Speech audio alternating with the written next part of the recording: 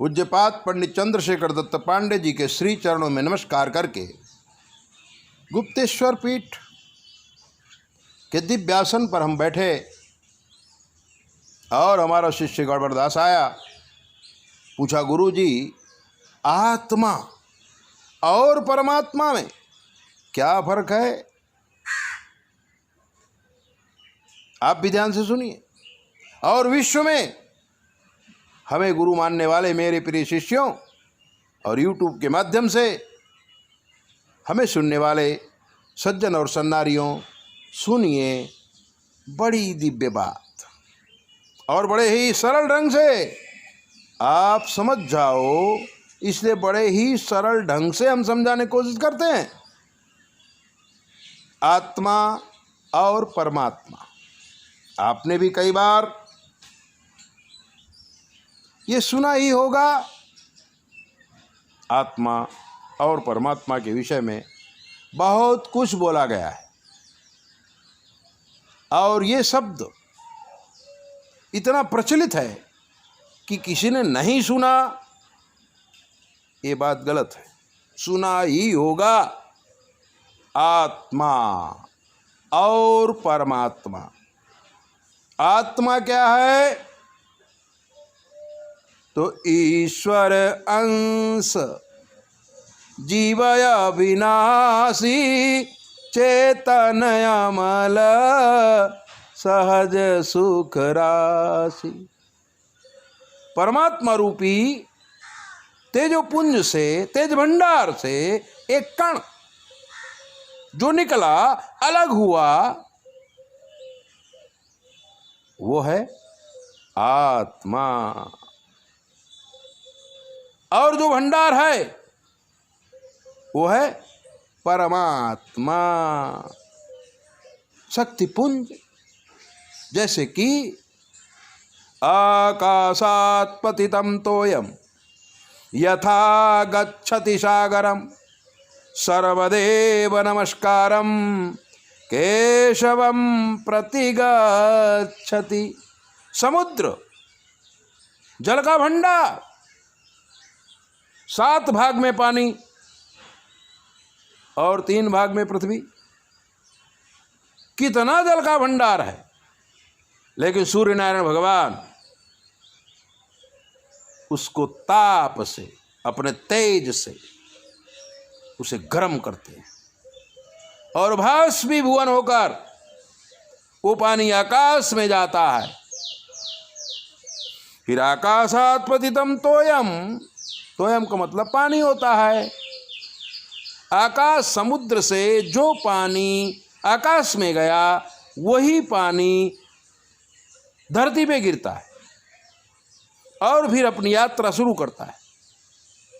तालाबों, नदियों से होते हुए जब तक वो समुद्र में नहीं पहुंच जाता है, तब तक वो पानी का मोक्ष नहीं होता है। और बीच में ही कहीं सूख गया तो फिर आकाश में चला जाता है।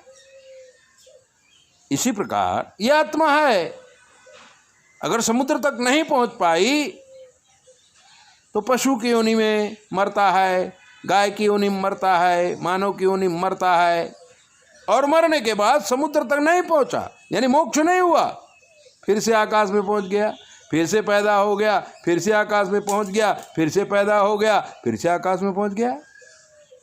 पानी की गति से समझिए। चौमासे में बरसा हुआ पानी नदी में मिलकर, गुरु से मिलकर जब तक समुद्र में नहीं पहुंच जाएगा तब तक उसका मोक्ष नहीं होगा। और अगर बीच में सूख गया वापिस आकाश में चला जाएगा। जैसे कई लोग मर जाते हैं फिर आकाश में चले जाते हैं और फिर जो है पैदा होते हैं।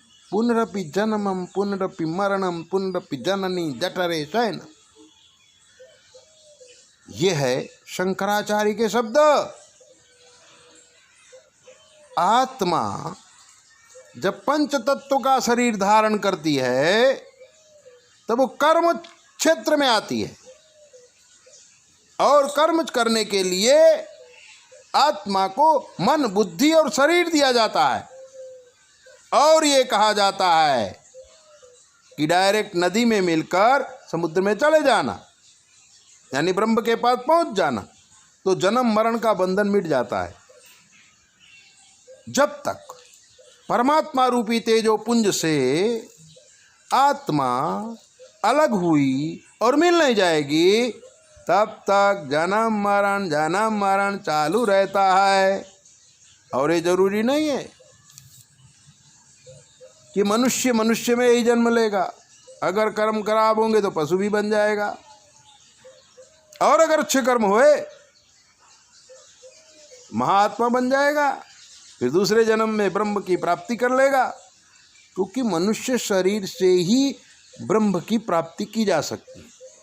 तुलसीदास जी ने भी कहा है कि साधन धाम मोक्ष कर द्वारा, जो न पाई परलोक सिधारा, जो न पाई परलोक सिधारा।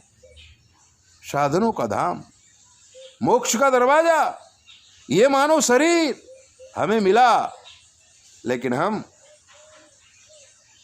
जन्म मरण के चक्कर में फंस गए। आत्मा क्या है?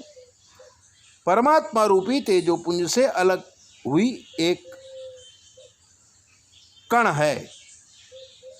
और जब तक जन्म लेते कर्म करते मरते, जन्म लेते कर्म करते मरते मरते ब्रह्म को नहीं प्राप्त कर लेगी, तब तक उसका मोक्ष नहीं होगा। और इसीलिए ये शरीर जो प्राप्त होता है वो धर्म, अर्थ, काम और मोक्ष, चारों पदार्थ इस शरीर के द्वारा प्राप्त किया जा सकता है। गड़बड़दास, चारों को ढूंढने की कोशिश करो, गुरु को सर पे रखो, और ऐसी ही बातों को जानने के लिए 9825200108 पर फोन करके पूछो। सारे प्रश्नों का उत्तर फ्री में दिया जाता है। चैनल सब्सक्राइबर करो, लाइक करो, दूसरों को भेजो, घंटी बजाओ और आगे बढ़ो। जय भोले।